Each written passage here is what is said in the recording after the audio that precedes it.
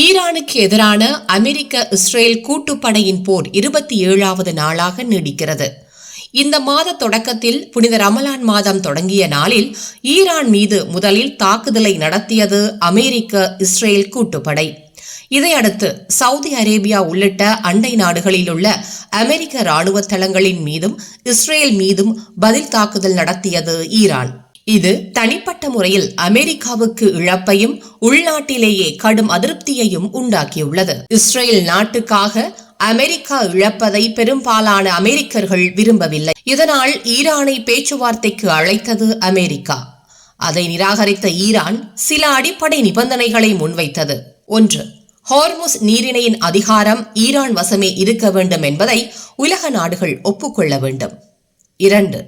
போர் தொடுத்த அமெரிக்காவும் இஸ்ரேலும் ஈரானுக்கு இழப்பீடு தர வேண்டும். 3. ஈரானின் உரிமைகளை உலக நாடுகள் அங்கீகரிக்க வேண்டும். 4. ஈரான் மீது எதிர்காலத்தில் எந்தவித தாக்குதலும் நடத்தப்படாது என்று உலக நாடுகள் உறுதியளிக்க வேண்டும் என்பது உள்ளிட்ட நிபந்தனைகளை ஈரான் முன்வைத்து தொடர்ந்து போராடி வருகிறது. இருதரப்புக்கும் போர் தீவிரமடைந்துள்ள நிலையில் கச்சா எண்ணெய்க்கான பற்றாக்குறை மற்றும் விலை உயர்வு அதிகரித்து உலக பொருளாதாரத்தில் பெரும் தாக்கத்தை ஏற்படுத்திக் கொண்டிருக்கிறது.